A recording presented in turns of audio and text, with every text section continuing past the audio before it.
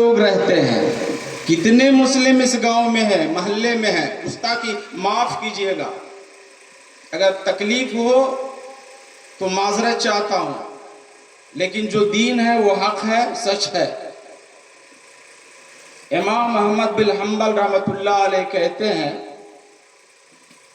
कि उस मोहल्ले की मस्जिद में अजान दी जाए और अजान देने के बाद जितने लोग मस्जिद में आ जाएं उन्हें मुसलमान समझा जाए, और जो नहीं आ सके उनको मुसलमान ना समझा जाए। लोगों फैसला करो, आए हम मुसलमान हैं या नहीं। आपको शरीयत की रोशनी में आपको फैसला करना है, मेरी माँ और बहन को फैसला करना है, मेरे बड़े सियाने लोग हैं उनको फैसला करना है, नौजवानों को फैसला करना है, बड़े लोगों को फैसला करना है, छोटे लोगों को फैसला करना है, मालदारों को फैसला करना है, गरीबों को फैसला करना है, सियासतदानों को फैसला करना है, आलिमों को फैसला करना है, जाहिलों को फैसला करना है। ये फैसला करना आपका काम है। मैं फैसला करने नहीं आया। उतने लोगों को मुसलमान समझा जाए। आज आप किसी को कह दीजिए भाई तुम मुसलमान नहीं हो, देखें आप पर लठ लेके दौड़ेंगे। बीवी कह दे शौहर को तुम मुसलमान नहीं है, आप क्यों, आप नमाज नहीं पढ़ते हैं।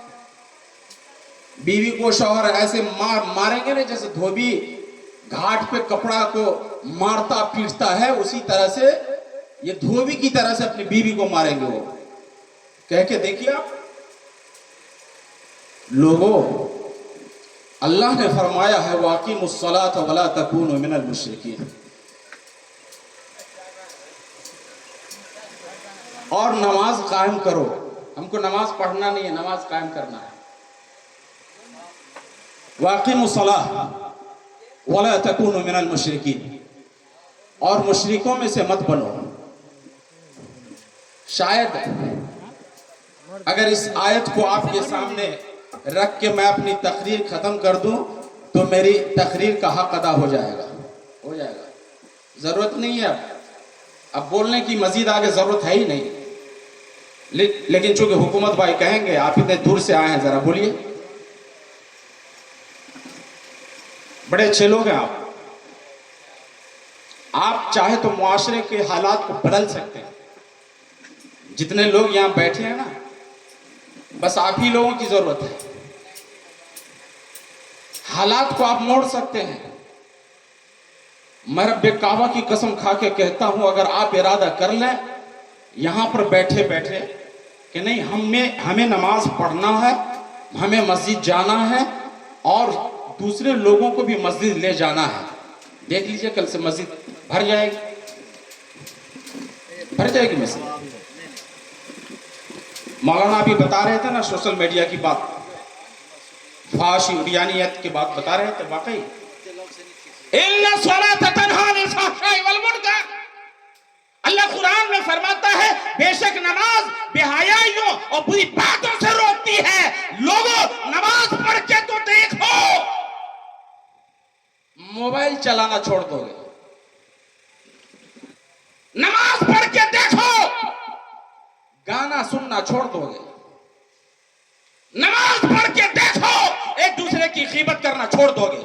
नमाज पढ़ के देखो, लड़ाई करना छोड़ दोगे। नमाज पढ़ के देखो, एक दूसरे का मर्डर करना छोड़ दोगे। नमाज पढ़कर देखो, एक दूसरे की जमीन को गसब करना छोड़ दोगे। नमाज पढ़ के देखो, शराब पीना छोड़ दोगे। इन्ना सलात तन्हा अनिल फहशाई वल मुनकर, अल्लाह कुरान में फरमाता है नमाज बेहयाई और बुरी बातों से रोकती है। नमाज पढ़ के तो देखो।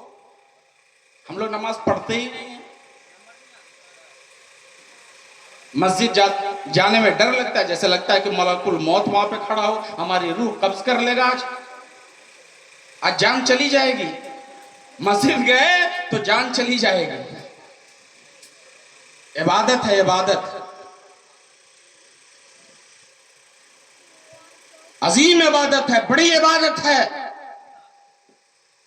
जभी तो आका सल्लल्लाहु अलैहि वसल्लम ने फरमाया बुनियल इस्लाम वाला खम्स शहादत अल्लाह इलाहा इल्लल्लाह व अन्ना मुहम्मद रसूलुल्लाह व इकामिस सलात व इताई ज़कात वल हज व सौम रमजान।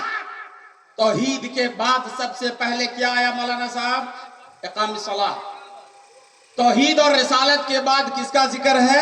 नमाज का जिक्र है। लोगों, इससे भी तो अंदाजा लगाओ कि तौहीद के बाद, अकीदे के बाद आका सल्लल्लाहु अलैहि वसल्लम ने नमाज कायम करने के लिए कहा है। लोगों, इसकी अहमियत का अंदाजा लगाओ।